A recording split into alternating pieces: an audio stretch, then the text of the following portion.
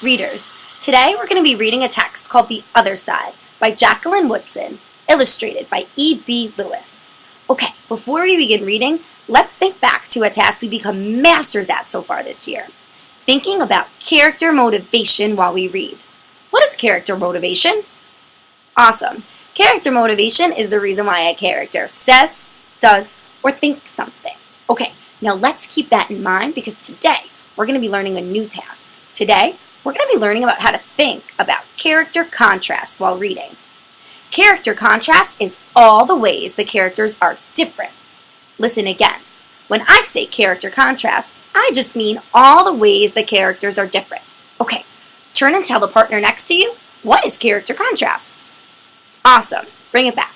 Okay, so friends, we think about some important things when thinking about character contrast. There's a few questions we need to ask ourselves when reading.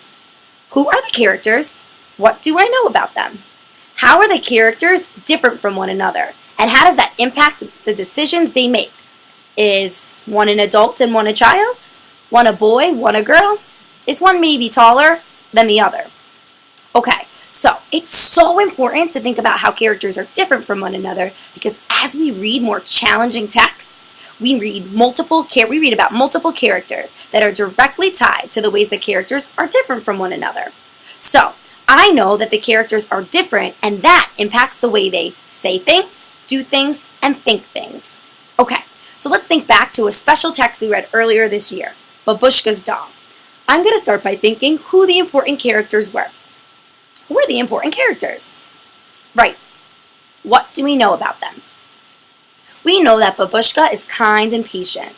And we also know that Natasha was a little bit selfish. And we know that the doll was bossy and demanding. Okay, so let's say we're reading a totally new book, but they have the same characters. In the story, Natasha is playing with a friend, and she tells that friend that she's being bossy to her mom. Natasha gives her advice and tells her to be patient and wait until her mom is ready. Why does Natasha tell her friend to be patient? Natasha tells her friend to be patient because she learned how it felt to have someone bossing you around all the time after spending the day with the bossy doll. Okay, so now, while we read, we're going to be thinking about how characters are different and how it impacts what they say, what they think, and what they do. In this text, we're going to be reading about two different characters. As we read, I'm going to show you how good readers think about how characters are different.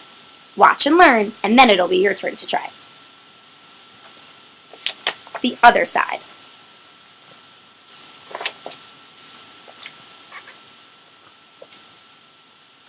That summer, the fence that stretched through our town seemed bigger.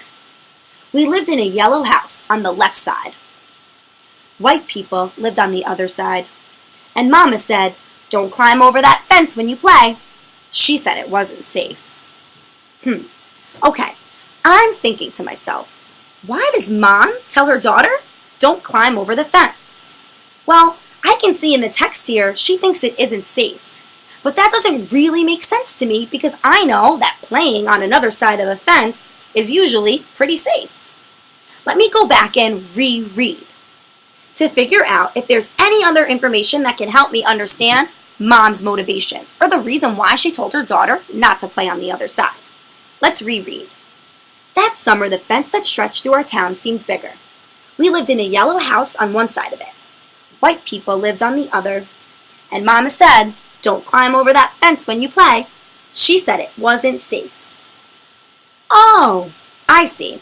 It says in the text that black people live on one side of the fence and white people live on the other. So, Mom doesn't want her daughter to maybe go on the other side of the fence where the white people live because she doesn't think that it will be safe for her daughter to play on the side of the fence where the white people live. This is an important difference that I'll need to keep in mind while reading. That summer, there was a girl who wore a pink sweater.